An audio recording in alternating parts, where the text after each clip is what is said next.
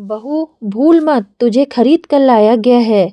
इस घर की बहू बनाने के लिए अच्छी खासी कीमत दी है हमने तेरे मायके वालों को।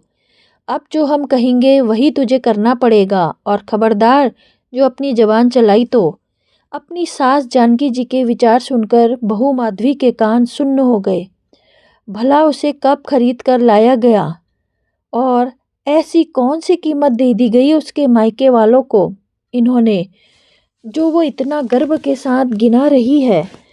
उसने पलटकर अपने पति मनीष की तरफ देखा, पर मनीष तो अपनी नज़रें मोबाइल में गड़ाए चुपचाप बैठा हुआ था।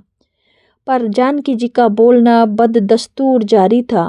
अरे, उसकी तरफ क्या देख रही है? इधर मेरी तरफ देख, मुझसे बात कर।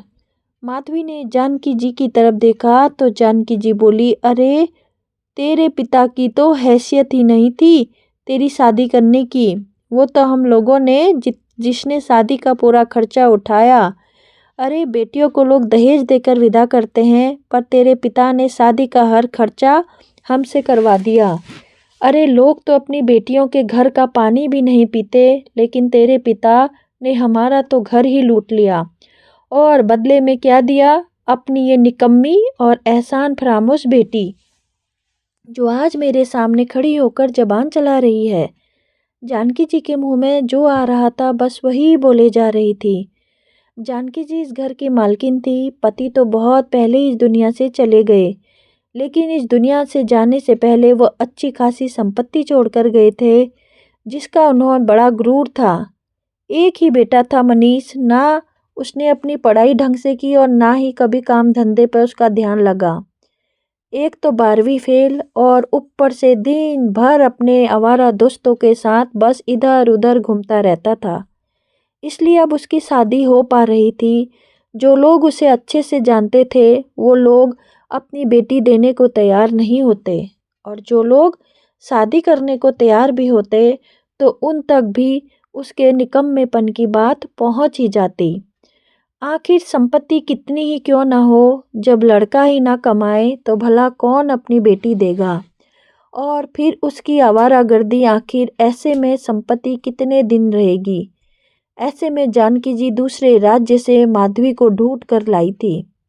माधवी पढ़ी लिखी थी। माधवी के पिता निम्न मध्यवर्गीय परिवार के थे। जब मनीष के लिए जानकी जी रिश्ता लेकर गई थी तो उन्हें साफ कह दिया था कि उनकी हैसियत नहीं है, इसलिए वो शादी सामूहिक सम्मेलन में करवाएंगे। लेकिन जानकी जी सामूहिक सम्मेलन में शादी करवाने को तैयार नहीं हुई। एक तो सामूहिक सम्मेलन उनके स्तर का नहीं था, और दूसरा उनके समाज के गणमान्य लोग मौजूद थे। कहीं उनकी पोल खुल गई तो शादी वहीं की वहीं न टूट जाए। आखिरकार उन्होंने माधवी के पिता को समझाया, देखिए समधी जी, आप फिक्र मत कीजिए, शादी का सारा खर्चा हम उठाएंगे।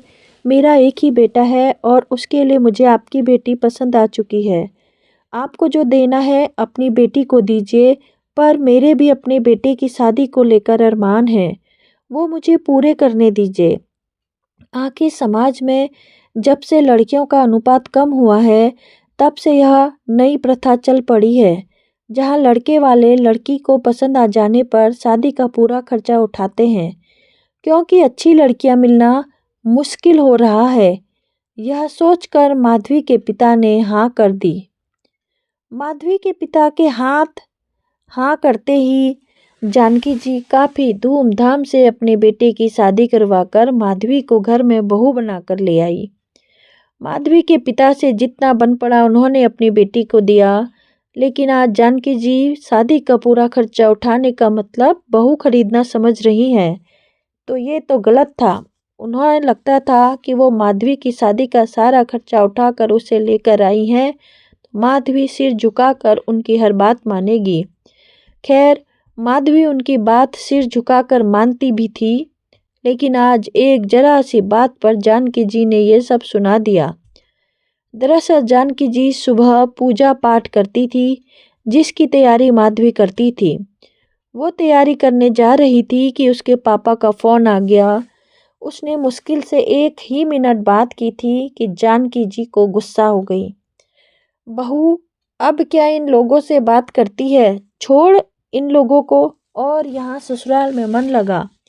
अब तेरी सारी जिम्मेदारी और फर्ज हमारे लिए हैं।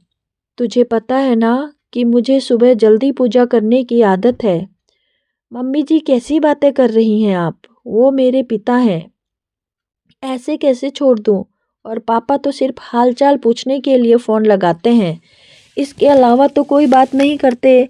ज़्यादा से ज़्यादा 1 या 2 मिनट की तो बात होती है मेरी और उनकी। बस जानकी जी ने इस बात को दिल पर ले लिया। माधवी ने पलट कर उन्हें जवाब दे दिया और इसी के बदले उन्होंने माधवी को इतनी बड़ी बात कह दी। पर माधवी से बर्दाश्त नहीं हुआ, उसने पलट कर जवाब दिया, माफ़ करना मम्मी जी, पर आप मुझे खरीद कर नहीं लाई हैं, बाकायदा अपने बेटे से शादी कराकर बहू बनाकर इस घर में लेकर आई हैं। हमने तो नहीं कहा था आपसे शादी का पूरा खर्चा करने के लिए। हम तो सामूहिक सम्मेलन में ही शादी करने को तैयार थे, क्योंकि हम अपनी स्थिति बहुत अच्छे से जानते थे।